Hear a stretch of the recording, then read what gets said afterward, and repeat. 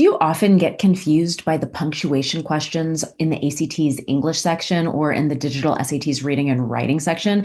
Well, look no further. Today we are going to discuss my two favorite hacks for punctuation on those tests.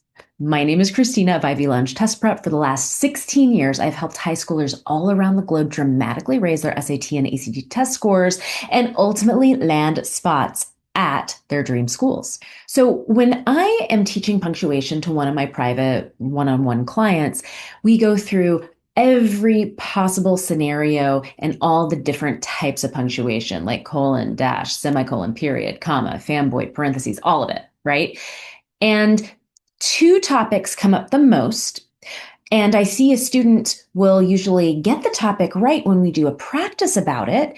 But when they're actually seeing a question in the wild, like on an actual practice test, they tend to get it wrong because they don't know which of the concepts the question is asking of them. So that is what I want to clear up today. And if you can get these two things straight and you can know just by the way the answer choices are formatted, which specific skill it's asking you about, then you can nail these punctuation questions on the SAT and the ACT. So I'm going to first tell you the two different punctuation topics that come up the most, and then I'm going to tell you how to determine which one the question is asking you. Now, before I do, I want you to really quickly hit these like and subscribe buttons, and then that way, every time I give you another golden nugget of information about the SAT or the ACT, or some tips or tricks or some hacks or some updates, you'll be the very first to know. So the first big punctuation thing that you might see on the ACT's English section or on the digital SAT's reading and writing section is going to be how to use punctuation to correctly put two complete clauses together. And there are 5 ways. And yes, one of them involves commas, and I'm going to share my screen and I'm going to show this to you. So what we are looking at right here is a part of my ACT grammar cram plan. That's right here. And that you can purchase online. I also have a grammar rules for the digital SAT that you can get in my digital SAT Ultimate Reading and Writing Guide. But back to the punctuation cheat sheet. So this is the first big topic, is when you are putting two complete clauses together, you have 5 possible options, right? You could have 2 completes and they each get their own sentence with periods. You could use a semicolon. You could use a comma plus a fanboy or a coordinating conjunction as in for and nor, but or yet so. You could use a colon, but only if the second complete clause explains, clarifies, or answers the one on the left. You can also use a dash to put 2 completes together, but again, only if the right complete clause explains, clarifies, or answers the complete clause on the left. So that is like the biggie, right? Now, the next big topic, punctuation-wise, that you will tend to see on both these tests is how you add extra information into a sentence. So when you have a sentence, see that? I literally split up the word, and you are maybe putting extra information in the middle of it, or maybe there's extra information at the end of it. You have 3 choices. One is you can use commas. That's the most common. That's the one you will see most often. You could also use dashes, and you could use parentheses, right? So I show you these two because 90% of the time with punctuation questions, it's one of those 2 concepts that the SAT or the ACT is trying to glean your knowledge about, right? How am I putting these 2 complete clauses together correctly? And or how am I correctly adding extra information into a sentence? Or is it even extra information and need to be punctuated at all, right? But the problem I see is that when I have students, what'll happen when they're just like doing a practice test or a practice section or practice module, I will ask them, hey, so if you were to look at these answer choices, what is the punctuation topic that they're quizzing you on? And the students are always getting it wrong. They're saying, oh, it's about extra information. And it's like, it's not about extra information at all. It's about putting 2 complete clauses together or a complete and a dependent, right? Like having to analyze are the clauses complete or not? And then based on what they are, how do we then use punctuation to correctly put them together? That's like one task. Or maybe the whole thing is it is about extra information and you're trying to determine A, if a word or phrase is in fact extra, and then B, if in fact it is or is not, then how do you punctuate it or not punctuate it correctly? So two totally different objectives. And if you're off trying to analyze clauses when you should be talking about extra information or vice versa, you're going to get the question wrong. So I figured out a really cool guideline to help you figure out which of the two main punctuation tasks the ACT or SAT grammar question is inquiring about, so you do not lose the scent trail to the correct answer. Ready? So this is basically what I have determined. When you see answer choices and all the words are basically exactly the same, one caveat is sometimes there is a fanboy, like the word and in one, but not in the other, right? But other than that, all the words in the answer choices remain the same. And there is a single spot where each answer choice differs in what type of punctuation or not it has. And more importantly, there is something other than a comma. So maybe one answer choice has a comma, one has an and, which is a fanboy, but no punctuation. One has a semicolon, one has a period, right? You have differing types of punctuation, but they're all in the same spot. There's only one place you're making a decision about punctuation. That type of question denotes that you are analyzing the clauses in that sentence to determine if the phrase, the clause before the punctuation is complete or not, and if the phrase or clause after the punctuation is complete or not. And then based on what you determine, how do you put them together correctly? If, however, you have answer choices and it's all punctuation and all the words are the same, but there's two different things happening. One is maybe there are two different choice points in the question. Maybe after the word alleged, some of them have punctuation, some don't. And then after the word butterfly, elsewhere in the sentence, some of them have punctuation, some don't. So two different choice points. That's one clue.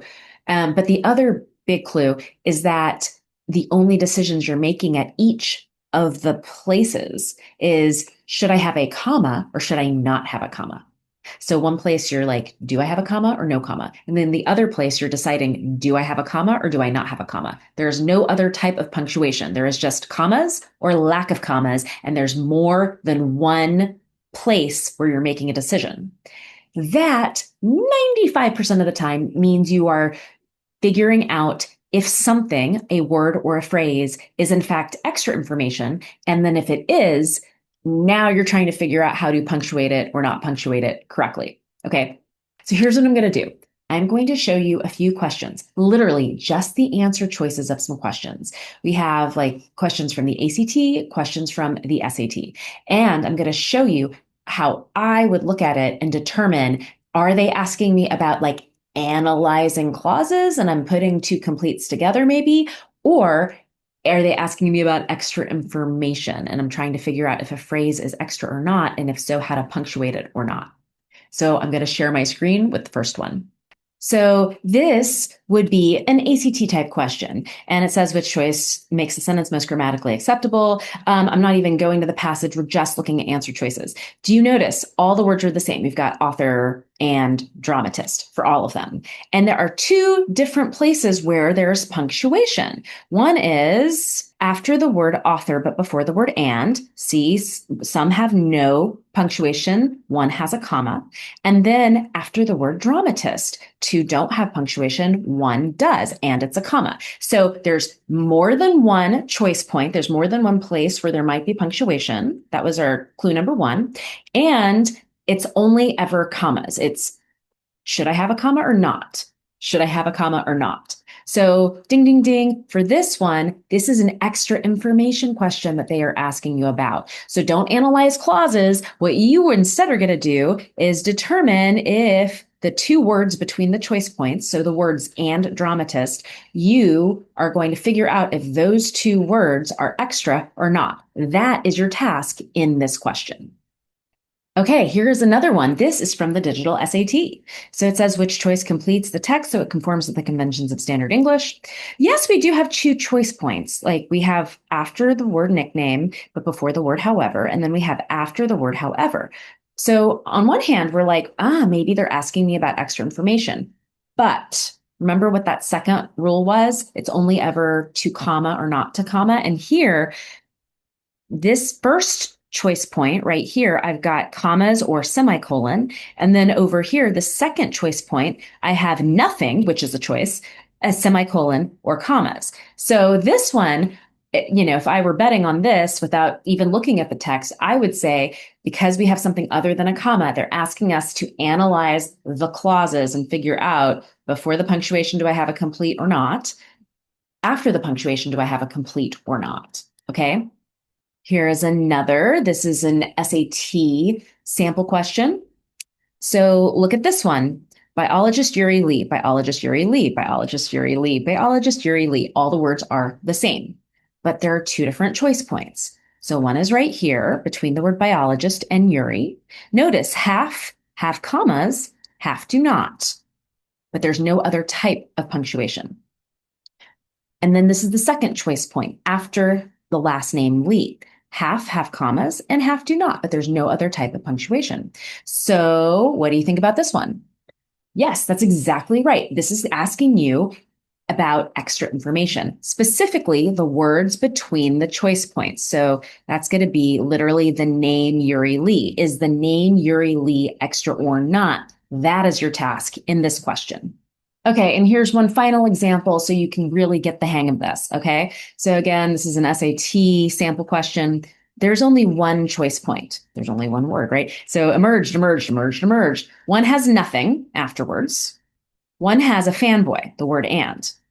One has a colon, and one has a comma. So I've got only one choice point, punctuation other than a comma, and another clue is one of the choices wasn't punctuation, but a fanboy's.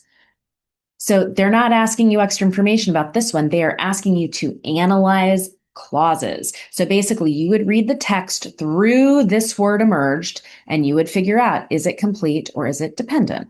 Then you would read after the word emerged through whatever finishes that sentence in the text. Is that complete or is it not? Based on the answer to those two things, now you'll figure out how to put them together correctly using punctuation. Okay, so I was really excited to share this little hack with you because there's so much with punctuation, but when you realize that they're really only asking you to do two different tasks most of the time, not all of the time, and then you get really clear about just looking at the way they have the answer choices, how best to recognize which task they're asking you to do, you will save so much time. You will not get confused. You will not be looking for extra information when you're supposed to be figuring out if something is a complete clause. You won't be looking at a complete clause when you're supposed to be figuring out if something is extra information, and you will get a higher score in the ACT's English section and in the digital SAT's reading and writing section. So I hope this was super helpful for you. If you want more, I actually have a few different ways you can work with me. One is if you like my style and you want to see about working with me one-on-one, check out my website, ivyloungetestprep.com, and see if we might be a fit for private tutoring. If you're more of a lone wolf, you can check out all of my ebooks and online courses for all sections of the SAT and the ACT. I'll include that link also. And if you want a free training to help you with specifically the SAT's reading writing section, I have a really, really cool video for you called The 3 Biggest Mistakes in the SAT's reading and writing section and How to Fix Them. So check them all out in the links below.